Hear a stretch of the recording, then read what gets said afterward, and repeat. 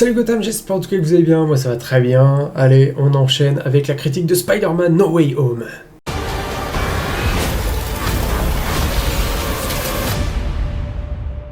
Critique évidemment sans spoiler, vous vous en doutez, depuis le temps que le film est sorti et depuis le temps que le film a fait parler de lui.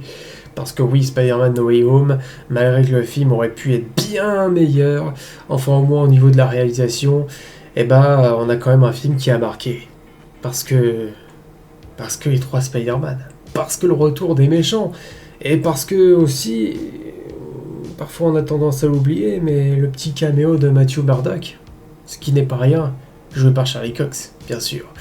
Bref, Spider-Man No Way Home est pour moi, je le dis maintenant, le meilleur de la trilogie. Le traitement du Spider-Man de Tom Holland est quand même un peu mieux et que l'acteur, en tout cas, nous montre une autre palette d'émotions, en tout cas pour jouer Peter Parker, parce que oui, il va quand même perdre sa tante May.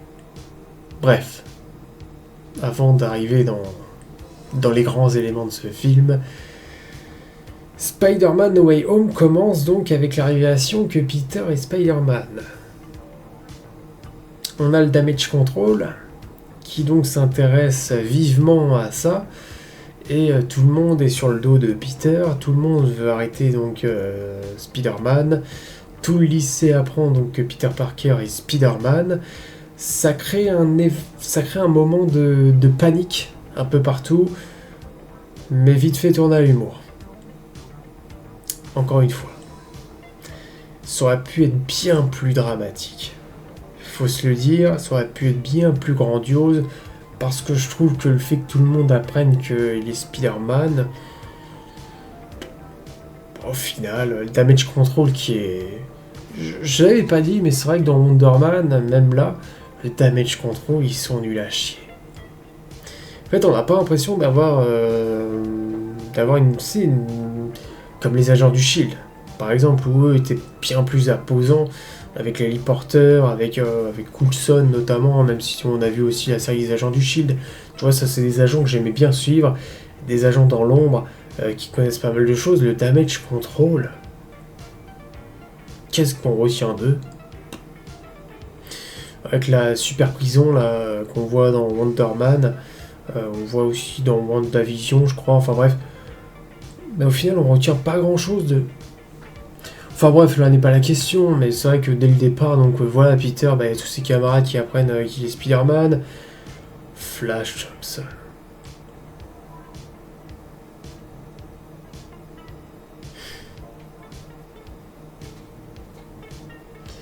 Flash Thompson.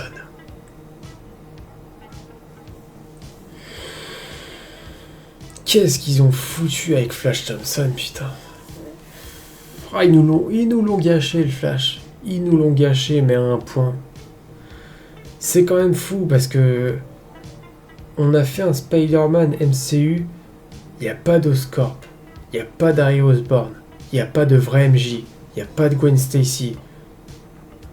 Et il n'y a pas de vrai Flash Thompson. C'est pas Flash Thompson, ce type. Donc il apprend qu'il est Spider-Man et ouais, il a envie d'être son meilleur pote. Il va se teindre les cheveux en blond. D'accord.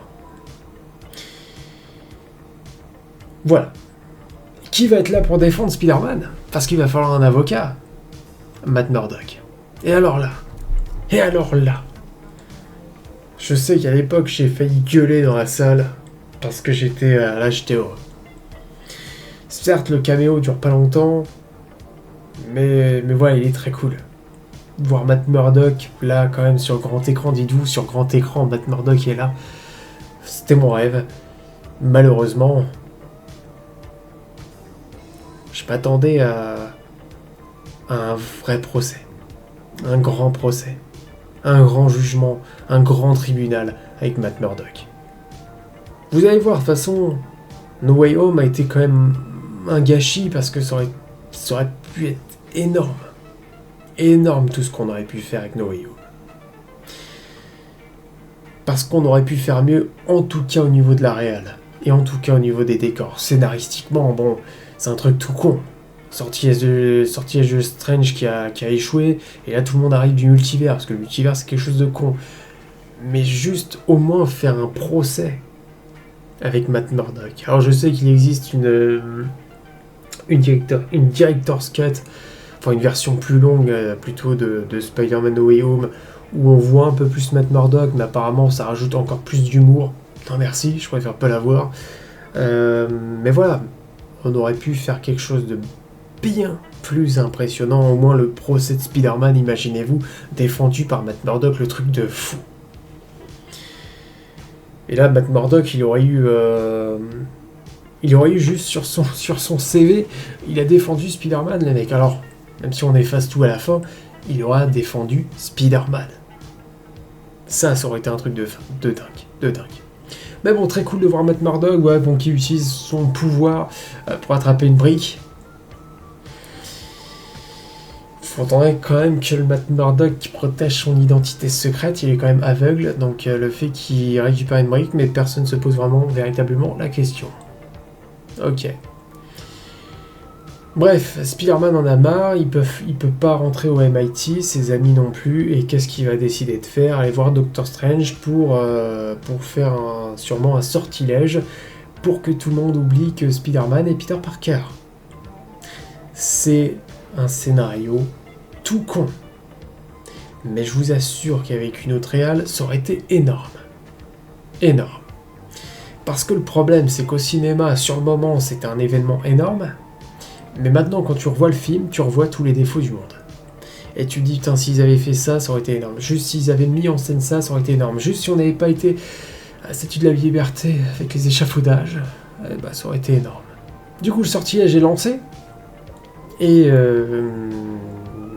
sauf que Peter va faire que de parler, et donc du coup, Doctor Strange va pas arriver à se concentrer, lui qui est le sorcier suprême, enfin plus maintenant parce que c'est Wong, mais lui qui est quand même un personnage assez sage, on va dire, il n'arrive pas à se concentrer, parce que Peter n'arrête pas de parler, donc du coup le sortilège va pas marcher, et il va devenir instable.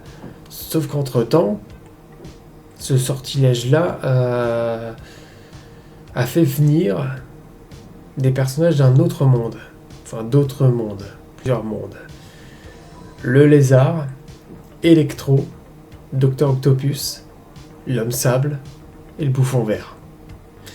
Incarnés donc respectivement par les acteurs qu'on a connus avant. Notamment Willem Dafoe, notamment Jamie Foxx, Alfred Molina, enfin bref, pour ne citer que, évidemment que ça fait en même temps bizarre et en même temps plaisir de se dire que ces méchants-là qu'on a connus, parce que j'aime bien le moment où Electro arrive, même s'il arrive au milieu d'un champ, encore une fois, la pauvreté des décors de John Watts, c'est un truc de fou, se dire dans Homecoming, on était sur une autoroute, que sur Far From Home, un moment on est sur une gare qui est moche, ou encore dans les prisons dans les Pays-Bas ou je sais pas quoi, mais qu'est-ce qu'on fout là?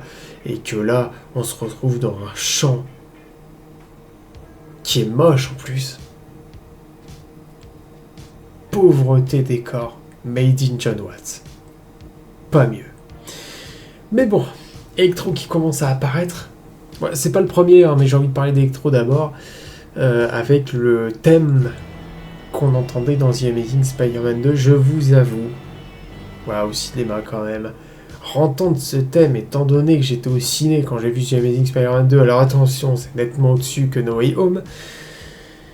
Mais voir Electro là qui commence à apparaître derrière tout doucement, avec l'électricité, ça j'adore. Ça j'adore. Faut le dire, j'adore.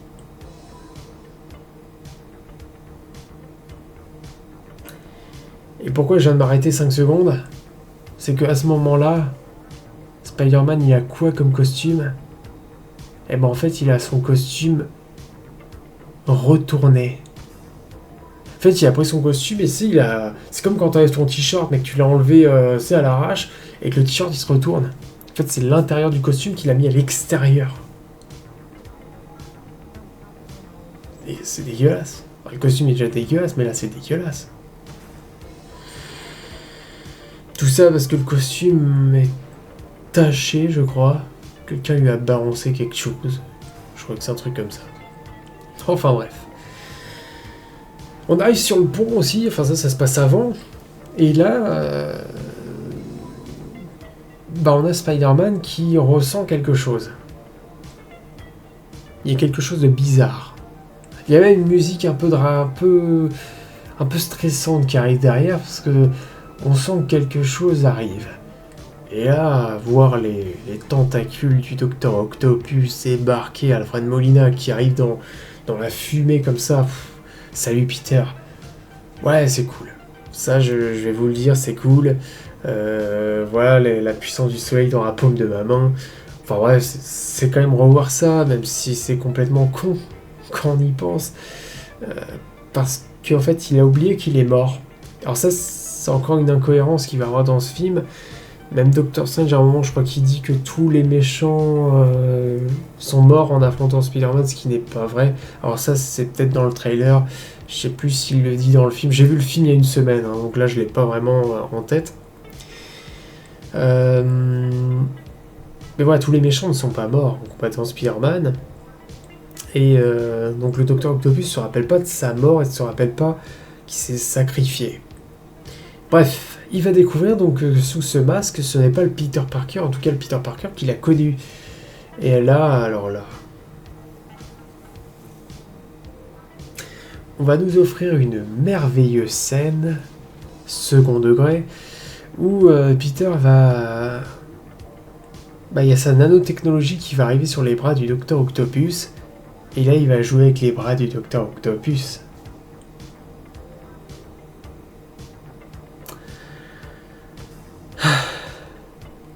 Ah putain, le moment. Oh, c'est pas fini. Hein. C'est pas fini parce que, je vais vous le dire, quand j'étais allé voir No Way Home au cinéma, c'est pas ce moment-là, mais c'est un peu plus après, où en fait on se foutait carrément de la gueule de tous les méchants qu'on a adorés dans les précédents films. On se foutait de la gueule de tous ces méchants qui nous ont marqués. Moi je compte tout le monde, hein. Moi j'ai adoré le lézard et j'ai adoré Electro aussi. Donc voilà, j'ai aimé tous les méchants de Spider-Man qu'on a eu dans les précédents films. Et là j'avais l'impression qu'on insultait en fait tout ce qui s'est passé avant.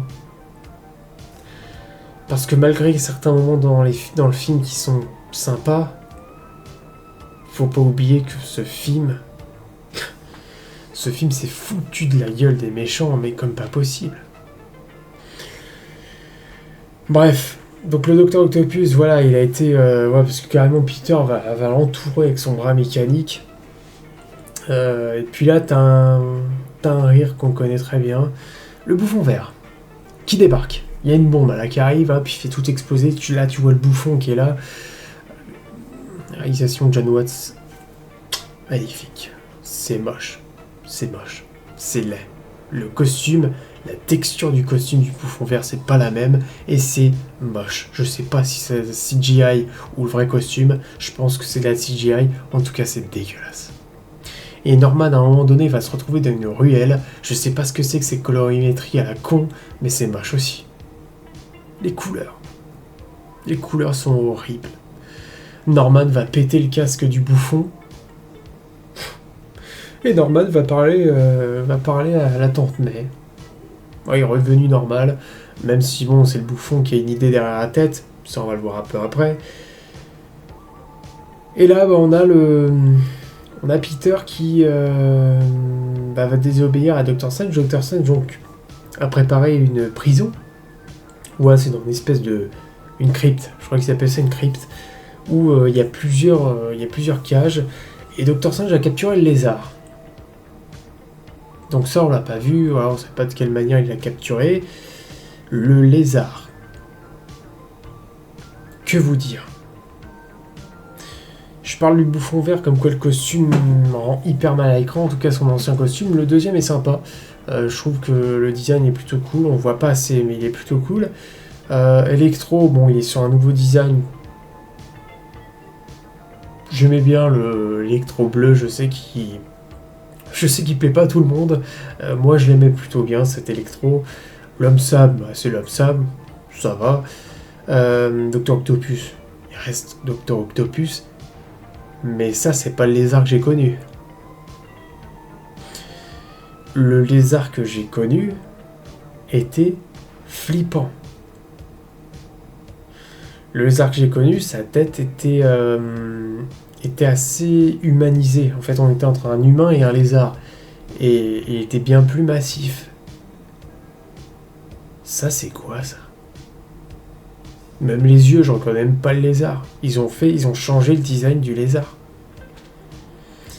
Et sa voix, elle était bien plus grave. Enfin voilà, sa voix, quand tu l'entendais, la voix du lézard, c'était pas cette voix-là. Là, en fait, c'est la voix de l'acteur.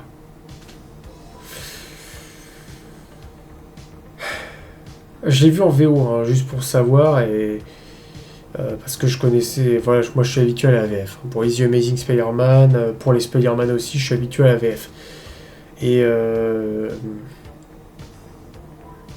il y a un moment donné, le lézard il parle et il y a quelque chose de bizarre. C'est pas la même voix. Pourtant, j'ai l'impression que c'est la même VF pour la VF, pour la VO, hein, mais pour la VF en tout cas, j'ai l'impression que c'est la même VF, mais ils ont pas fait ce timbre très grave pour le lézard. Mais de toute façon, le design il va pas non plus.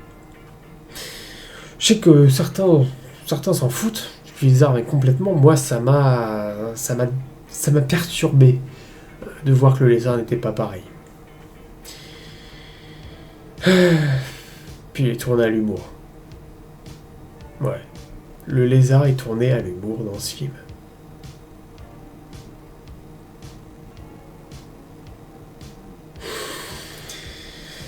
Ah, ça va être la déconnade, hein. Ça va être la déconnade complète. Rappelez-moi votre nom. Docteur Otto Octavius. Ils vont être pliés de rire. Les trois, ils vont être pliés de rire. C'est quoi ce bordel? Ils vont être tous pris à la rigolade.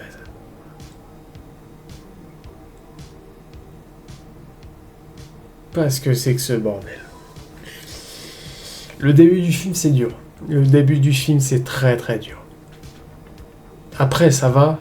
Je pense à partir quand Norman en fait change de personnalité, je crois que c'est à partir de là que le film est sympa. On va dire, voilà, je ne veux pas sur les grands mots à dire que le film est grandiose, parce que c'est pas le cas, mais sympa. Mais avant ça, c'est dur.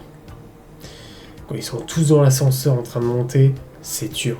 C'est les méchants qu'on a connus qui sont tous dans l'ascenseur et que c'est tourné à la blague, c'est tourné à l'humour, c'est très dur.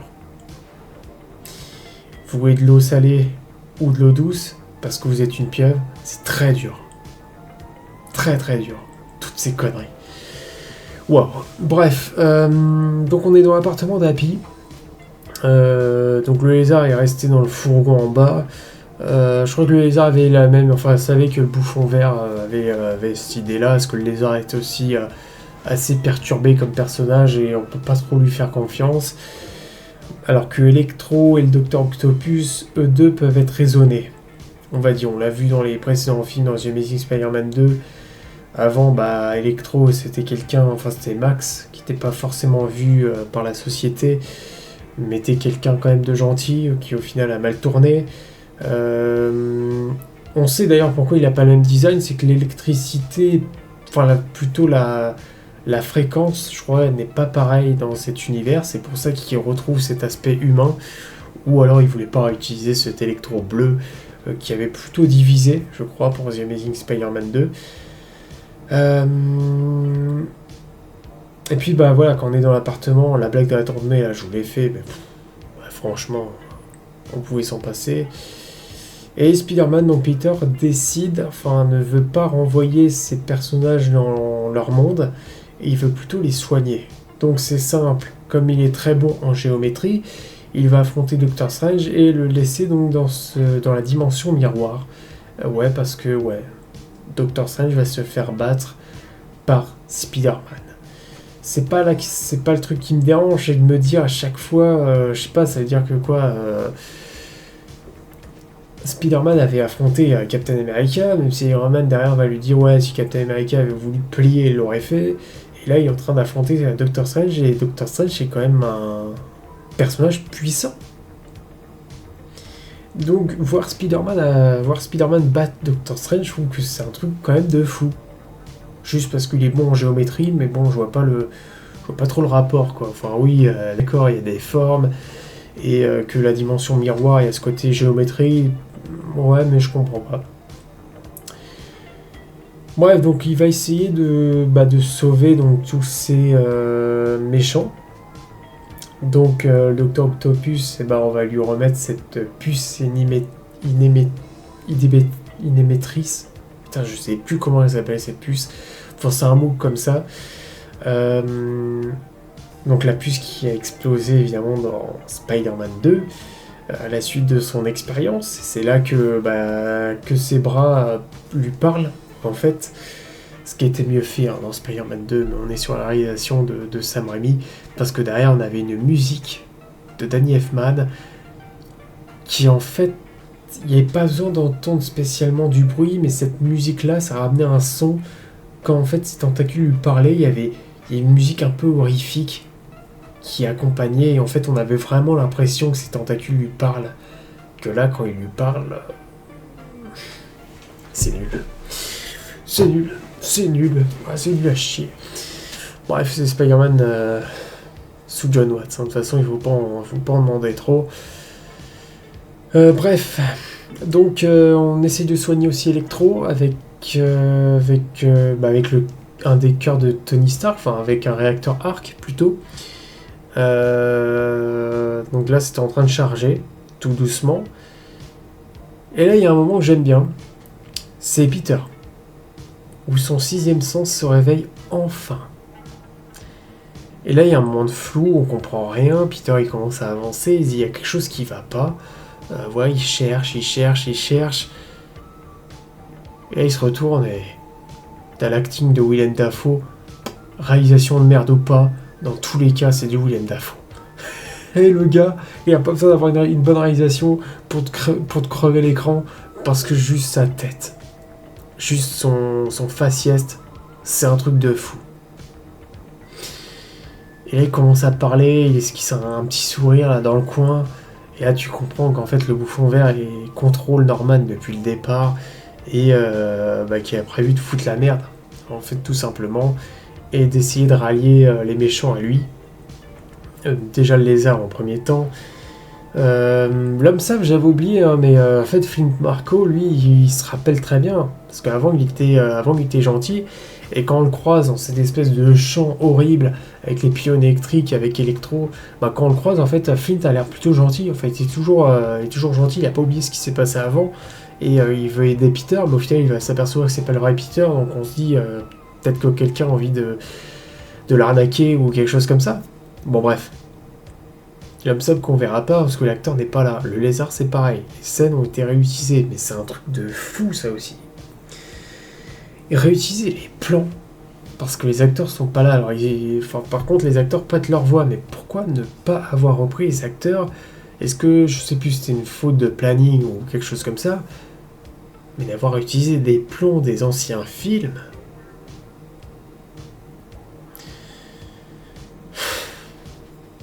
C'est vrai que là, moi, quand j'étais au ciné, ça m'était flagrant. Je me dis, mais c'est bizarre, j'ai l'impression que c'est la réutilisation du même plan. Alors, peut-être que l'acteur fait la même chose.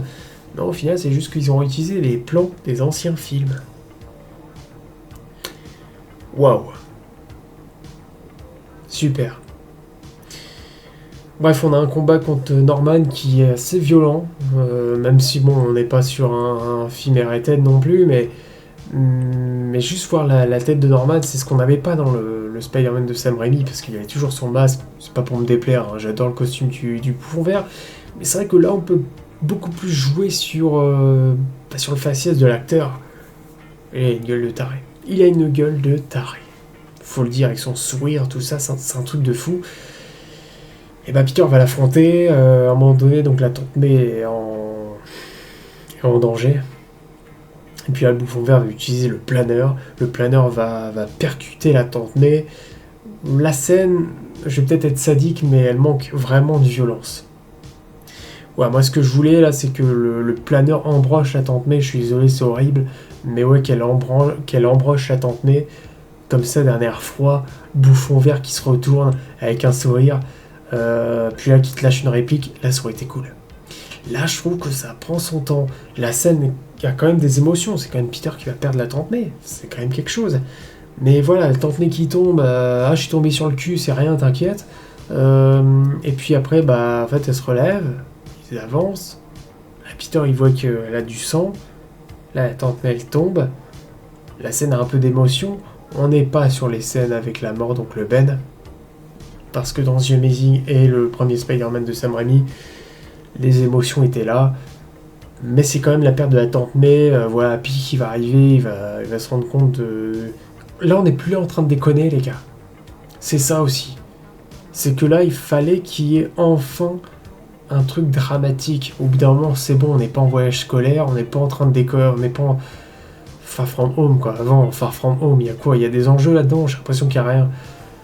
Là, enfin, enfin, il se passe des choses. La tante May qui meurt, ça va être un déclic pour ce Peter-là, mais en même temps, on sent qu'il peut sombrer facilement. Et je trouve que l'arrivée des deux autres Spider-Man est plutôt bien amenée, malgré le fait que ça soit dans un salon, quand on y repense.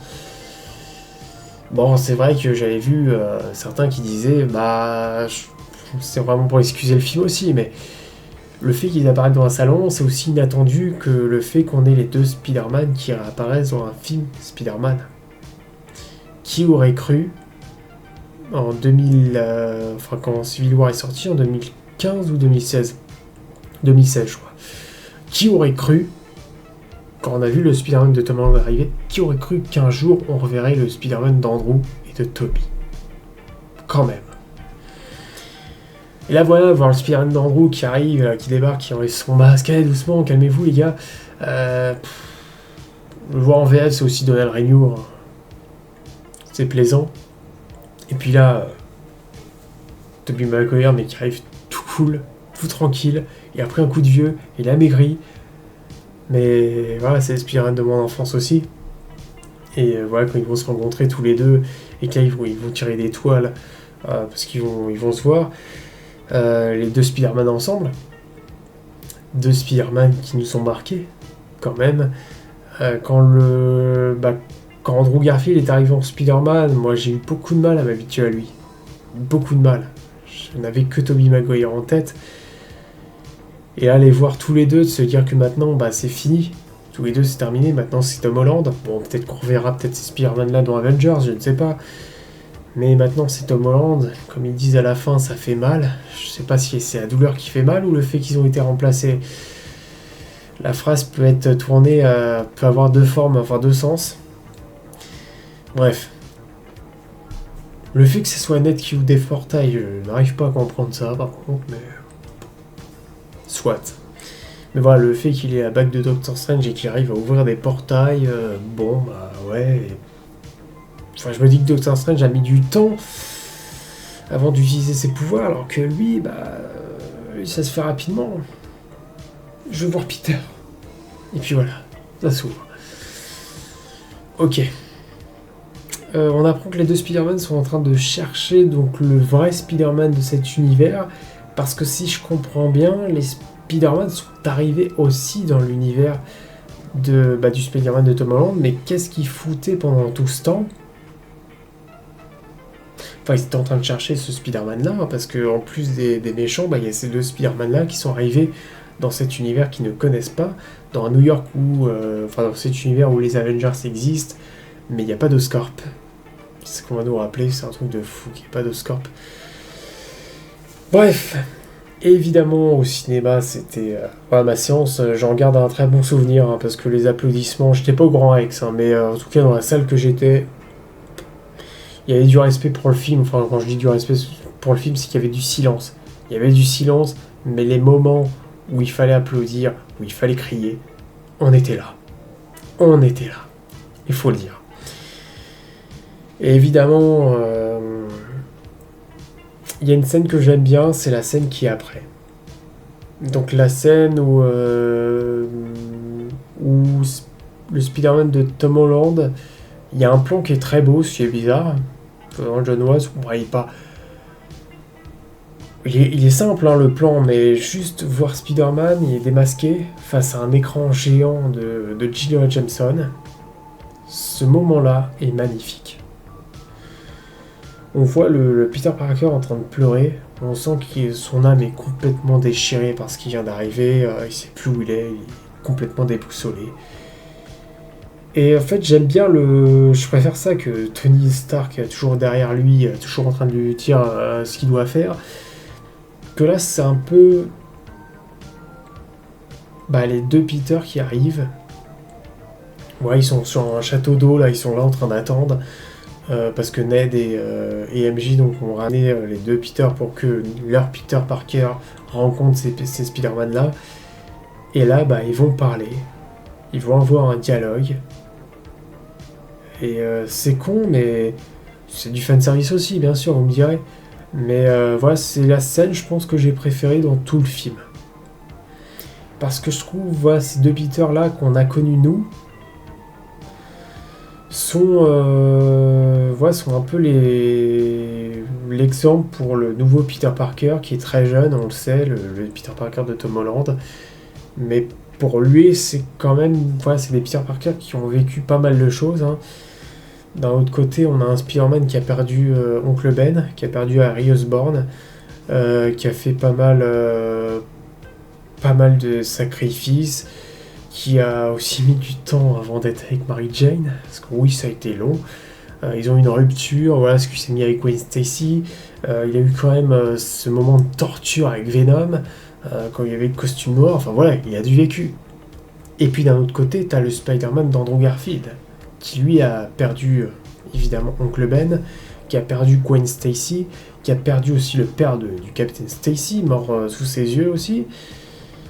Et apparemment, il lui est arrivé d'autres choses, mais on veut rester flou. Voilà, apparemment, le Spider-Man aurait flanché. On sait pas trop si le Spider-Man d'Andrew a tué, mais... Mais c'est vague, ça reste flou là-dessus, mais voilà, juste les voir parler, tous les trois ensemble, le fait que, voilà, Tante May a dit au Peter de Tom Holland, un grand pouvoir implique de grandes responsabilités. Et puis là, bah, t'as le Peter de Toby qui dit la même chose au même moment, en même temps. C'est beau.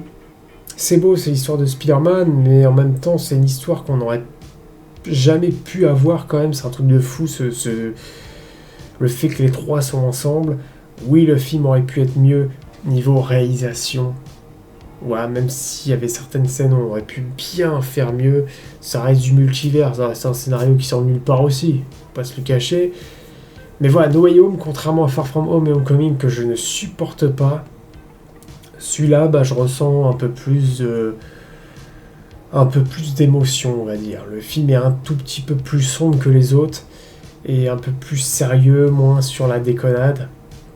Hormis le début, quand même, je le pardonne pas, hein, mais qu'on insulte tous les méchants de Spider-Man quand même. On touche à des piliers, là. On touche à des piliers. Mais voilà, comme je vous dis, on aurait pu faire mieux sur l'aspect où on aurait... C'était pas obligé de déconner sur tous ces méchants-là, mais... Il y avait mieux à faire.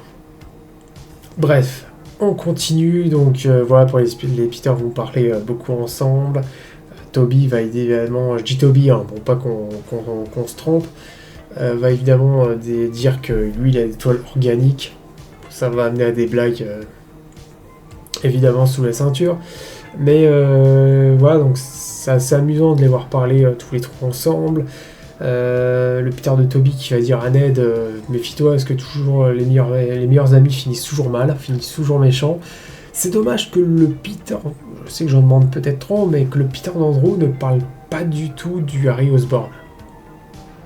J'aurais bien aimé un petit échange, tu sais, entre le Peter d'Andrew et le Peter de Toby sur Harry Osborn.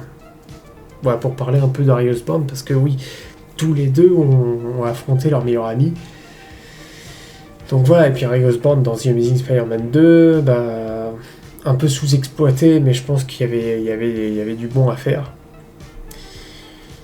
C'est vrai que quand on a vu dans Way Home, on n'avait qu'une envie après, c'est d'avoir un The Amazing Spider-Man 3, mais moi je pense que maintenant, même pour Spider-Man 4 de Tobey, même si oui, ouais, j'avais lu un commentaire, et c'est vrai que ça peut être sympa si on avait un Spider-Man 4 de Tobey Maguire tourné à la Logan.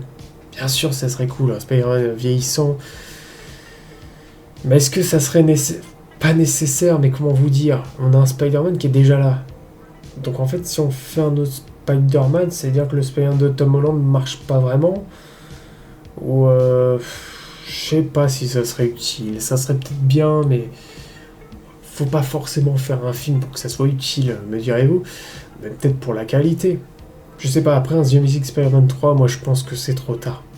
La vibe est passée, il fallait le faire à l'époque. Ouais, maintenant pour moi c'est trop tard. C'est trop tard. On a vu The Amazing Spider-Man 2 au cinéma, on a vu la fin, combat contre le rideau, boum, générique. C'est à ce moment-là qu'on voulait la suite. Pour ceux qui la voulaient, mais c'est à ce moment-là que la suite aurait dû arriver 2 ans après. Non, maintenant il y a quoi Il est sorti en 2014, il y a 12 ans qui sont écoulés. C'est fini. C'est triste, c'est fini. Bref, ça va nous amener donc au combat final. Donc un combat final où tous les méchants vont affronter donc Spider-Man, enfin les Spider-Man. Et le problème, c'est qu'on n'est pas dans New York. Hein, on essaye de un peu s'excentrer de New York. On est sur la Statue de la Liberté, qui est en travaux. Voilà, avec les échafaudages, une Statue de la Liberté où il y aura le bouclier de Captain America, enfin suite dans les prochains épisodes, dans les prochains films, prochaines séries. Et l'affrontement, ça aurait pu être mieux. Ah, c'est cool, hein, quand ils courent ensemble, qu'ils se balancent ensemble. Bon, on a le Peter d'Andrew qui remet le dos en place du Peter de Toby. Ouais, histoire de dire, il est vieux quand même. Après, ils vont encore parler ensemble. Ouais, le Peter de Toby va dire, moi aussi, j'ai affronté un extraterrestre. Il était noir et il était visqueux, enfin, il était organique. Venom, bien sûr. C'est drôle de savoir qu'il a affronté Venom, étant donné qu'on va voir Venom dans la scène post-crédit. Pas le Venom de Spider-Man 3, bien sûr. Le Venom qu'on préfère pas voir. Mais bon, il est là. Et que lui, Andrew, lui aimerait bien affronter un extraterrestre. Moi, c'est le genre de petit dialogue, moi, qui me fait plaisir, que je trouve drôle. Et que Peter, lui, va dire que les Avengers existent. Par contre, il n'y a pas d'Oscorp. Enfin, l'autre va dire qu'il n'y a pas d'Oscorp, parce qu'ils connaissent Oscorp. Alors oui, ça c'est con. Bref, donc ils font tous se balancer ensemble, après ils vont se faire les combats, après il y a le Peter d'Andrew qui va arriver. Hey Max, tu te souviens de moi? Enfin, moi, lui, de toute façon, le Spider-Man de Andrew, c'est lui qui a la tchatch. C'est lui où ça marche le mieux, c'est lui où l'humour il marche le mieux, c'est le meilleur. Et après, on a la scène donc, qui va faire référence un peu à The Amazing Spider-Man 2, où MJ, donc Michel, est en train de tomber. Je préfère l'appeler Michel. Et désolé, mais c'est pas MJ. Donc Michel est en train de tomber de l'échafaudage, et puis là, il est dans le vide. Donc on a le Spider-Man de Tom Holland qui est en train de foncer pour essayer de la rattraper, sauf qu'il ne va pas y arriver. Puis là, t'as le Spider-Man d'Andrew qui va foncer et va essayer de ne pas faire la même erreur que la dernière fois. Donc il va la sauver. Sauf que c'est réalisation horrible. C'est pour ça que je vous dis que ça aurait pu être mieux. D'accord, si tu veux faire une petite réédite de la scène de Gwen Stacy, allez, pourquoi pas. Avec le fait, on voit que le Peter de Andrew est encore bouleversé par la mort de Gwen. Mais c'est une des meilleures scènes dans les films Spider-Man, il faut se le dire, la mort de Gwen. Réalisation Mark Webb, toile d'araignée en forme de main. Qu'est-ce que vous voulez que je vous dise de plus? C'est une des meilleures scènes dans les films Spider-Man. Ça fait partie des meilleures scènes. Ouais, ça c'est une certitude. Évidemment, il y a d'autres meilleures scènes, hein. Il n'y a pas que celle-ci, mais celle-ci. Accompagnée par la musique d'Hans Zimmer aussi, il faut le dire, que là, ça a pas de goût, tu vois, cette scène, elle a pas de goût, elle a pas de saveur, on voit que c'est essayer de refaire cette scène pour faire un peu de fan service, mais en même temps, il n'y a pas de saveur, c'est pas la même scène, c'est pas le même spectacle, c'est pas aussi grandiose. C'est juste pour dire, ah ouais, le Peter d'Andrew, il a l'air encore bouleversé. Bah oui, évidemment qu'il est encore bouleversé par ça. Il est encore touché par la mort de Gwen, c'était quand même quelque chose. Bref, donc combat final, on a aussi Norman qui va arriver. Donc, plutôt Doctor Strange aussi déjà qui arrive. Quand Doctor Strange arrive, on a le Peter d'Andrew qui te lâche une phrase, c'est pour un peu bâcler Doctor Strange. C'est ça que j'aurais voulu avec Peter. je sais plus ce qu'il lui dit, un mot pour mot. Il lui dit peut-être hey, mon gars, tu vois pas qu'on assure, ou tu vois pas que le Spider-Man est en train d'assurer et que toi là tu sers à rien, tu sors nulle part. Enfin, c'est un peu dans ce style-là qu'il essaye de sortir sa phrase. C'est vrai que le Peter d'Andrew, tu vois, il y a une prestance. Même le Peter de Toby, mais lui il est plus en retrait, après il est plus vieux, donc il date un peu plus, il est un peu plus sage, on va dire, ce Peter-là, que lui. Le Peter d'Andrew, il est encore chaud. Il est encore chaud, le mec. Et voilà, c'est ce Spider-Man-là que j'aurais voulu dans MCU. Ça n'a pas été le cas, mais tu sens que lui, avec les autres Avengers, s'il était arrivé pendant Civil War, mais il t'aurait dit des punchlines. Il t'aurait sorti des punchlines, ça aurait été fou. Bref, on va pas dire ce qui aurait dû être et ce qui aurait dû être, parce que ça n'existe pas, donc ça sert à rien de parler de choses qui n'existent pas. La fin, on a quand même le bouffon vert qui arrive, qui va quand même arracher des mains, je crois, de Doctor Strange, le sortilège qui a été emprisonné donc, dans le cube. Et puis là, on a un combat entre le Peter de Tom Holland et le bouffon vert. Et la scène est très cool. C'est très cool. Les décors moyens, parce qu'on est sur le bouclier de Captain, et je trouve que la couleur, encore une fois, c'est bizarre. Mais la scène est intense. Il faut le dire. Le Peter Parker de Tom Holland était sur le point de embrocher, de tuer le bouffon vert de Willem Dafoe. Sauf que là, le Peter de Toby se met entre les deux. Et là, c'est fort. Et au cinéma, je vous avoue que quand le Peter de Toby s'est pris un coup de poignard par le bouffon, là, j'y ai cru. J'ai cru vraiment qu'ils allaient nous tuer le Peter de Toby. Je pense que ça aurait gueulé. Ça dépend. Moi, je trouve que s'il était mort comme ça aurait été ridicule. Si ça avait été bien plus intense sur un autre combat contre le bouffon, peut-être que ça aurait été beau quand même. Mais bon, ils l'ont pas tué, il a quand même mal. Il a très très mal. Et Doctor Strange, le sortilège s'est complètement dissipé. Sauf que là, on voit que dans le ciel, il y a des espèces de portails, enfin, c'est en train de se briser. Et on voit d'autres méchants qui commencent à arriver, notamment le Rhino. Je crois qu'on voit Kraven le chasseur. Enfin, on voit juste des lueurs, des formes, des silhouettes qui sont en train d'arriver. Et là, Peter dit à Doctor Strange, je crois qu'il y a une solution, parce que Doctor Strange dit, il n'y a aucune solution, ils vont tous arriver. Ça aurait été cool s'ils étaient tous arrivés, ça aurait été un bordel monstrueux. Mais Peter a une solution, c'est que tout le monde oublie Spider-Man, en fait. Voilà, comme ça, malheureusement, tous ses amis aussi vont oublier qui est Spider-Man. Et donc, c'est ce que Doctor Strange va faire comme sortilège.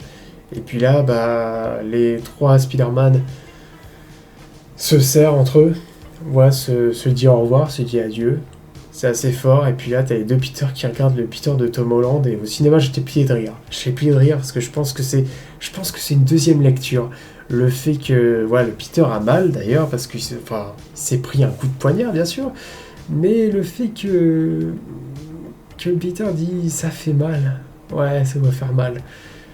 Et voilà, ça fait mal. Ça fait très très mal. Parce qu'ils se sont fait remplacer. Alors je suis un peu plus confiant maintenant que j'ai vu Brand New Day, j'ai vu le trailer de Brand New Day, je me dis allez, peut-être qu'on va avoir enfin un Spider-Man de Tom Holland qu'on aurait voulu avoir, je ne sais pas encore. Parce qu'il y a quand même toujours les contraintes de ce Spider-Man-là, qui n'est pas d'Oscorp, qui n'est pas d'Harry Osborn, pas de Norman Osborn, qui s'est tapé une trilogie de merde, même si on va tout effacer, qui n'est pas une vraie Mary Jane. Il y a toujours ces contraintes. Donc moi, si j'ai pas mon Spider-Verse, ça va toujours me faire chier en fait. Bref, le film donc se termine, tout le monde a oublié qui est Spider-Man, Peter va aller sur la tombe de Tante May, et là t'as Happy qui arrive. J'aime bien la scène aussi, parce que Happy ne se rappelle plus du tout de Peter Parker, et puis là ils parlent entre eux, et la scène est assez forte, aussi assez sympa. Puis voilà, donc fin du film, Peter va aller voir MJ et Ned, mais évidemment il ne se rappelle pas. Il était, parce qu'il avait fait une promesse à MJ, qu'il allait venir la revoir pour lui donner un mot et lui dire essaye de te souvenir de moi, enfin il va lui rappeler tout ce qui s'est passé avant. Sauf qu'il hésite, il est là devant eux, et il voit qu'ils sont acceptés au MIT, ce qui n'était pas le cas avant à cause qu'il s'était ami avec Spider-Man. Et voilà, donc fin du film, et là on part sur la direction que j'ai envie d'avoir. Malheureusement, Ned et Michel seront de retour dans Brand New Day, c'est le truc qui me fait le plus chier. Mais voilà, pour moi, cette fin de No Way Home, cette toute fin, c'est enfin ce qu'on veut. Peter arrive donc dans son nouveau loyer. Ce qui me fait rire, c'est qu'on entend un propriétaire derrière qui fait il faut payer le loyer ou je sais pas quoi. Enfin, un propriétaire qui est assez désagréable. On pense évidemment à Monsieur Dickovich. Le grand Monsieur Dickovich, bien sûr. Puis là, il est dans son appartement. Et il crée un nouveau costume. Le meilleur costume de Spider-Man, il est devant vos yeux. Enfin, le Spider-Man de Tom Holland, bien sûr, je précise. Mais voilà, on est enfin sur un nouveau costume. Un costume qui me plaît bien mieux. Dans le film, il y avait le costume avec l'araignée en or, là, qui vient se... Enfin, c'est un mélange de l'Iron Spider avec le costume de base. Ça va, il est pas horrible, ce costume-là. Mais voilà, le costume de fin, c'est le costume que je préfère. On a un Spider-Man qui se balance un peu dans New York pendant Noël. C'est après qu'on... Par ordre de sortie, je crois qu'Hawkeye sort après. Je crois, donc parce qu'Hawkeye, ça se passe pendant Noël. Donc on voit bien qu'il y a le sapin de Noël, tout ça. Et puis voilà, No Way Home, c'est aussi la scène post-crédit avec Venom, mais ça, on s'en fout complètement. Voilà, No Way Home, ça aurait pu être bien mieux, hein, bien sûr, ça aurait pu être bien plus grandiose. On a eu ce qu'on a eu quand même les 3 Spider-Man ensemble, ça a été un événement, ce film, il faut le dire. C'était une bonne période avant que le film sorte. Tout le monde qui théorisait sur le fait que oui, les Spider-Man vont être de retour, ils vont être ensemble. Certains n'y croyaient pas, d'autres pouvaient se le dire quand même, les méchants sont de retour. Si les méchants sont de retour et que les Spider-Man ne sont pas là, on sait pas. Andrew Garfield qui arrêtait pas de mentir et qu'au final maintenant c'est devenu même un mème le truc. Voilà, maintenant dès que quelqu'un ment, on dit souvent il fait comme Andrew Garfield. Voilà, on n'y croit plus, mais c'est vrai que c'était une bonne période. Voilà, ce Spider-Man-là a quand même sauvé les salles de ciné. Parce que, enfin, sauvé pendant le Covid. C'est sorti en 2021. On était pendant le Covid. Et ce film a rapporté 1 milliard, je crois, au box-office. Il a ramené du monde dans les salles, il a fait du bien aux salles de ciné, ce film-là. Voilà, ce film, c'est un peu... Je vais pas dire que c'est comme The Flash, parce que The Flash, c'est quand même une belle grosse merde. Mais quand on revoit The Flash, on se dit que là aussi, enfin là, il y a tout à changer, mais pareil, le film The Flash aurait pu être une folie juste pour une fin d'univers. Vous pouvez pas vous imaginer ce qu'on aurait pu faire avec le film The Flash. Mais bon, ça n'a pas été le cas. Bref, on n'est pas là pour parler de The Flash. No Way Home, ça reste le meilleur de la trilogie, en tout cas pour ma part. Ne serait-ce pour pas le fanservice. Si on met le fanservice de côté, c'est vraiment ce qui arrive au Spider-Man de Tom Holland. Voilà, enfin, il lui arrive quelque chose d'un peu plus dramatique, d'un peu plus sérieux, et on voit un peu plus d'acting de Tom Holland, enfin, on voit d'autres émotions que toujours la même. Et c'est pour ça que, ouais, pour moi, No Way Home est au-dessus. Spider-Man, on apprend un peu plus sur lui, il évolue un peu plus, il prend un peu plus en maturité, et c'est ça qui me plaît beaucoup plus dans ce film. Voilà, je pense que j'en ai assez dit, parce que ça fait quand même 50 minutes que j'en parle. Bref, j'espère en tout cas que cette vidéo vous a plu, n'hésitez pas à la commenter, à me dire ce que vous pensez de No Way Home. Est-ce que vous l'avez vu au cinéma? Est-ce que votre séance a été un truc de fou? Est-ce que vous aimez ce film? Est-ce que vous le détestez? Et puis voilà. N'hésitez pas en tout cas à liker cette vidéo, à vous abonner, bien sûr, et puis moi je vous souhaite la bienvenue à Gotham City. Allez, salut!